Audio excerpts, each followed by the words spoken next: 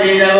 হযরত আব্দুল কাদের জিলানী হযরত আবু সালাম মুসা বিনতে বলেন ও রাস্তায় অনেক রাস্তা ক্ষতি হয়ে যাবে ও রাস্তা মানুষ চলাচল করে না হযরত আব্দুল কাদের জিলানী রাদিয়াল্লাহু তাআলা আনহু বাম দিকে রাস্তা দিয়ে যখন তার জন্য প্রস্তুত হয়ে যায়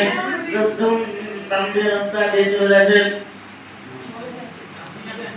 এই অবস্থায় হযরত আব্দুল কাদের জিলানী রাদিয়াল্লাহু তাআলা আনহু একটি পাহাড়ের সামনে দাঁড়িয়ে গেছেন এই অবস্থায় হযরত আব্দুল কাদের জিলানী হযরত আবু সালাম মুসা বিনকে একটা পাহাড়ের আসলে প্রত্যেক লুকিয়ে আছেন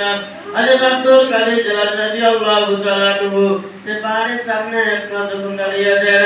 একটা বাঘ আপনার পাহাড় থেকে নেমে চলে আসছে হযরত আব্দুল কাদের জিলানী আপনার সে বাঘের সামনে দাঁড়িয়ে গেছেন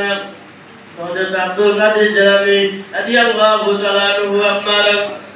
হযরত আব্দুল কাদের জিলানী রাদিয়াল্লাহু তাআলা আনহু আপনার সেই বাঘের কান ধরে বলে এই বাঘ তুই এখানে কি করতে এসেছিস তো সে আল্লাহ তাআলা সেই বাঘের জবাব করে দিল তো সে বাঘ বলতে আছে আমি আপনার খাওয়ার জন্য আসছিলাম কিন্তু আপনার গাছে নূর নবীর সেন পাওয়া ছিল তার জন্য আমি আপনাকে খাই না তুমি কোন নামে দিও না হযরত বাসে বাঘ আপনার বলতে আছে যে সে বাঘ বলতে আছে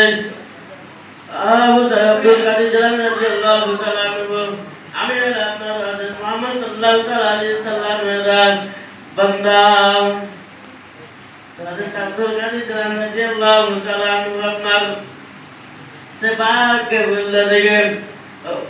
ও বাঘ তুমি কথা আমরা ইরাকে জুম্মা মসজিদে নামাজ পড়তে যাব হযরত আবু সালাম মুসা বিনতে রাদিয়াল্লাহু তাআলা আনহু হযরত আব্দুল কাদের জিলানী রাদিয়াল্লাহু তাআলা আনহু একসাথে ইরাকের জুম্মা মসজিদে নামাজ পড়ার জন্য রেডি হয়ে যায় এই অবস্থায় হযরত আব্দুল কাদের জিলানী হযরত আবু সালাম মুসা বিনতে